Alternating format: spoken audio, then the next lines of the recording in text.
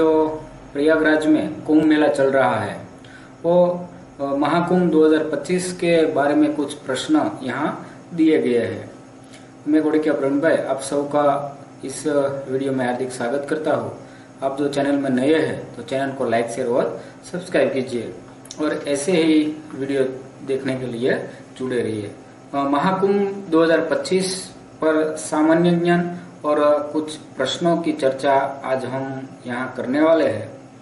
तो सबसे पहले हम महाकुंभ किसे कहा जाता है उसके बारे में जानकारी प्राप्त करेंगे, उसके बाद कुछ प्रश्न भी देखेंगे। महाकुंभ मेला जिसे कुंभ नाम से जाना जाता है और हिंदू धर्म में एक महत्वपूर्ण तीर्थ यात्रा और त्योहार है।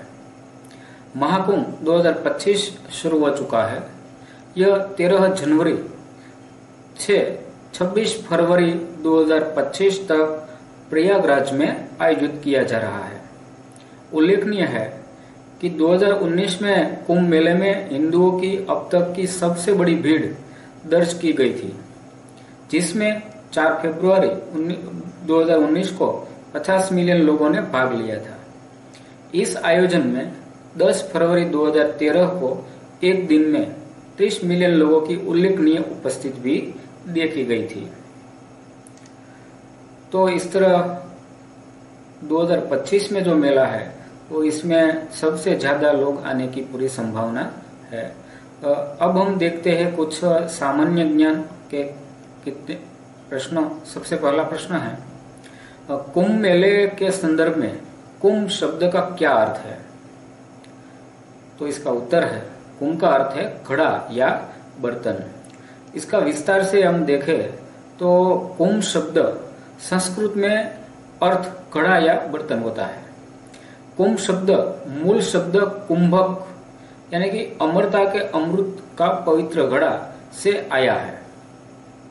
कुंभ शब्द या इसके व्युत्पत्ति शब्द ऋग्वेद में पाए जाते हैं।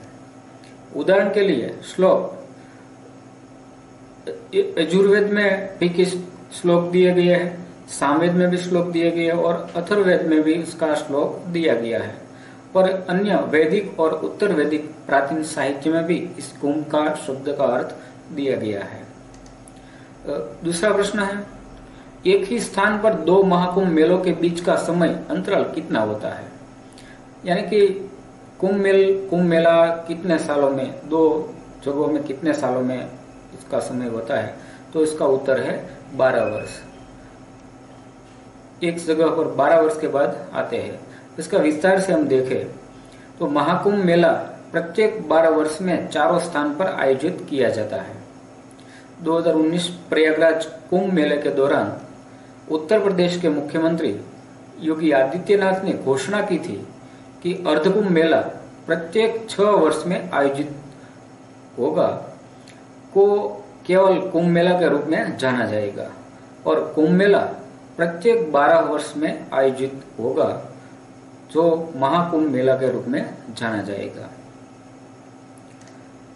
उसके बाद सामान्य ज्ञान के बारे में देखते हैं तो भारत में कौन से 4 शहर में महाकुंभ मेले की मेजबानी करते हैं? वो सबसे बेस्ट उत्तर है, उसका उत्तर है हम जानना भी चाहते हैं। तो हमारे 4 भारत के सबसे श्रेष्ठ जो शहर है इसमें सबसे पहले हरिद्वार, इसके बाद है इलाहाबाद, नासिक और उज्जैन। इन 4 शहरों में कुंभ मेला आयोजित होता है। विस्तार से जो हम देखें तो महाकुंभ मेला हरिद्वार जो गंगा नदी के तट पर होता है,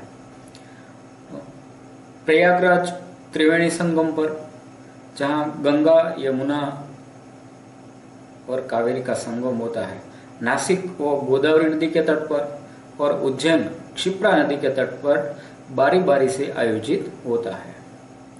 उसके बाद हम देखें कुछ प्रश्न। तो इलाहाबाद यानी कि प्रयागराज में महाकुंभ मेला किन नदियों के संगम पर लगता है?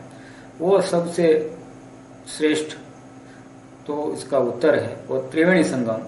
यानी कि त्रिवेणी संगम के नाम से जो जाने वाला यह संगम गंगा, यमुना और पौराणिक सरस्वती नदियों का संगम है। इन 3 नदियों के संगम जहां मिलन होता है वहां इलाहाबाद यानी कि प्रयागराज में मेला होता है। किस वर्ष महाकुंभ मेले को यूनेस्को द्वारा अमृत सांस्कृतिक विरासत के रूप में मान्यता दी गई थी? तो इसका उत्तर है 2017 में। विस्तार से देखें तो इस त्योहार को 2017 में यूनेस्को की मानवता की अमृत सांस्कृतिक विरासत की प्रतिनिधि सूची में अंकित किया गया था, जो इसके वैश्विक सांस्कृतिक महत्व और परंपराओं का संरक्षित करने में इसकी भूमिका पर प्रकाश डालता है।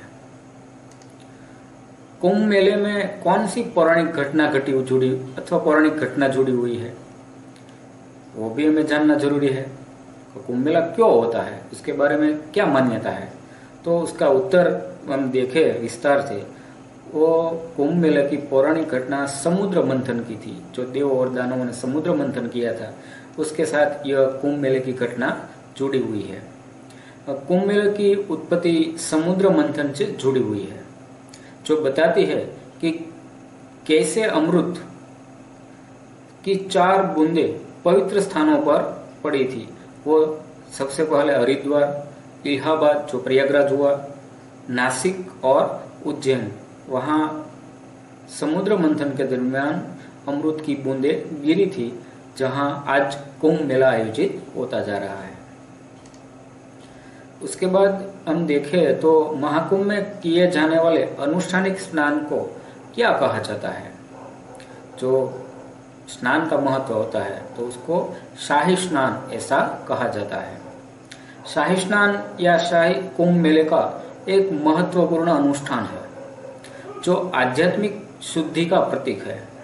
इसका नेतृत्व नागा साधु करते हैं, जो सांसारिक संपत्ति का त्याग करते हैं और अपना जीवन आध्यात्मिक अभ्यास के लिए समर्पित करते हैं। राख, रुद्राक्ष की माला से सजे और त्रिशूल लिए ये साधु पवित्र नदी में पहला पवित्र स्नान करता है, जो शाही स्नान के जुलूस की शुरुआत का प्रतीक है। उसके बाद कुछ जाने तो महाकुंभ की उत्पत्ति किस दार्शनिक द्वारा लिखी गई थी, वो भी जानना जरूरी है। तो महाकुंभ की उत्पत्ति आदि शंकराचार्य ने लिखी थी। महाकुंभ की उत्पत्ति 8वीं शताब्दी में हिंदू दार्शनिक और संत आदि शंकराचार्य द्वारा लिखी गई थी। उसके बाद देखें 9वां प्रश्न, अर्धकुंभ जिसे कुंभ मेला के नाम से भी जाना जाता है, किन 2 स्थानों पर आयोजित किया जाता है? जो अर्धकुंभ और कुंभ, तो प्रयागराज और हरिद्वार, ये 2 स्थानों पर अर्धकुंभ और कुंभ मेला ये जाना जाता है। अर्धकुंभ मेला जिसे कभी कभी कुंभ मेला भी कहा जाता है, प्रयागराज और हरिद्वार के 2 पवित्र स्थानों पर हर 6 साल में आयोजित किया जाता है।